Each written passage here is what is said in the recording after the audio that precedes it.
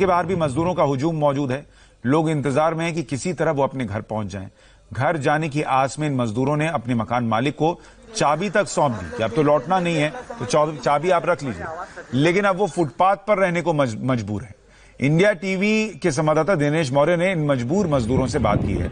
आप भी सुनिए उनका दर्द। यहाँ पर स्टेशन के पास हमें प्रवासी मजदूरों का एक ग्रुप दिखाई दिया। इन मजदूरों से बात करके जानने की कोशिश करते कि उनकी क्या व्यथा है, क्या उनके साथ हो रहा है। भाई साहब, आप मुझे बताइए, आप कहाँ जाने के लिए निकले थे और कब से यहाँ पर आए? मैं मधुबनी जिला का हूँ, बिहार। तो अभी आप जब अगर अपना किराए का घर चाबी देकर आए तो अब रात को सोए, मान लीजिए अगर आपका अगर नंबर नहीं लगता है तब आप क्या करेंगे? फुटपाथ पे ही सोना पड़ेगा ना सर, इधर ही सोना पड़ेगा। कहाँ जाएंगे हम लोग? न खाने का व्यवस्था न कुछ नहीं, एक बैग रखा हो, बैग लेके आया हो बस। भाई साहब, आपकी क्या कहानी है, आप क्या करेंगे ये बताइए, अगर आपको जाने का मौका नहीं मिला तो? मैं तो जाने के लिए बहुत दिन से परेशान हूँ। मैं फॉर्म भी भरा था, मैं फॉर्म भरे हुए कम से कम 1 महीना हो गया, कोई रिस्पॉन्स नहीं आया। और फॉर्म 3-4 जगह मैंने भरा तो बोला मतलब आ जाएगा कल आएगा। मैं यहाँ से 3 दिन से लौट के जा रहा हूँ वापस। सुबह से ये लोग यहाँ पर आए हुए हैं, चूंकि पुलिस ने इन्हें मारकर भगा दिया, इसलिए ऐसे में यहाँ पर फिलहाल उन्होंने सहारा लिया है। जैसे ही ट्रेन शुरू होंगी तो फिर एक बार ये कोशिश करेंगी प्लेटफॉर्म के करीब जाए, लेकिन चूंकि सूची में इनका नाम नहीं है तो ऐसे में बहुत कम संभावनाएं हैं कि इन्हें अंदर जाने दिया जाएगा। लेकिन जब तक इनको मौका नहीं मिलता तब तक ये लोग इसी तरह से फुटपाथ पर रहेंगे। तो ऐसे में जो जितने भी जो लोगों की मदद करने वाले लोग जा रहे सड़क पे, फिर कोई एनजीओ है, कोई सामाजिक संस्थाएं अन्य हो, वो यहाँ पर आ रहे, इन्हें खाना दे रहे। तो देखिए, कहानियां अलग अलग है। ये सीएसटी स्टेशन के बाहर इन मजदूरों की तकलीफ ये हम आपको बता रहे हैं। कैमरामैन देवेंद्र दयालकर के साथ दिनेश मौर्य, इंडिया टीवी, मुंबई। दिनेश हमारे साथ इस वक्त लाइव जुड़ गए हैं।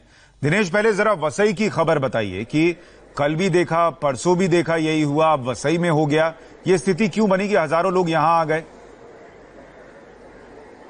देखिए, वसई में एक व्यवस्था की गई, क्योंकि लोगों की संख्या बहुत ज्यादा है, तो ऐसे में एक साथ अगर उन्हें प्लेटफॉर्म पर लाते तो बहुत भीड़ हो जाएगा। ऐसे में एक ओपन बड़ा सा ग्राउंड है वसई के सन सिटी इलाके में, जहां पर 5,000-6,000 जो मजदूर एक साथ उस जगह पर लाए जाते हैं और जिसकी जैसी ट्रेन होती है उस हिसाब से उन मजदूरों को बस में भरकर फिर प्लेटफॉर्म पर एक एक कर लेकर जाते हैं। एक ट्रेन में सिर्फ 1600 से 1700 लोग जा सकते हैं, तो उतनी व्यवस्था की गई ताकि जिस तरह की घटना हमने बांद्रा में देखी है, कांदीवली में देखी है, फिर कल पालघर में जिस तरह से स्थितियां बन गई थी वो वसई में ना हो। इसीलिए वहां के स्थानीय प्रशासन और रेलवे से बात करके वो सिस्टम वहां पे डेवलप किया गया है। भीड़ बहुत ज्यादा है लेकिन भगदड़ ना मचे, लॉ एंड ऑर्डर ना बिगड़े, इसलिए वो व्यवस्था की गई है। सुशांत, इसके अलावा मैं जहां इस वक्त खड़ा हूं सीएसटी में। दिनेश, मुझे एक चीज बता दीजिए, आप सीएसटी का बताइएगा, मुझे एक चीज बता दीजिए, वो जो मैदान की हम तस्वीर देख रहे हैं, प्रशासन अगर ये इंतजाम कर रहा है कि लोगों को वहां पर लाकर बैठा दें और फिर एक एक करके बस में बैठाएं, जो कि इतने हजारों लोगों को आप 5 मिनट में तो बैठाएंगे नहीं, क्या वहां कोई टेंट लगा देना, पानी की व्यवस्था कर देना, ये कुछ कर पाया प्रशासन? ये कोई रॉकेट साइंस तो है नहीं कि इतने लोग धूप में बैठेंगे 40 डिग्री में, इनको एक टेंट लगाकर बैठा दें?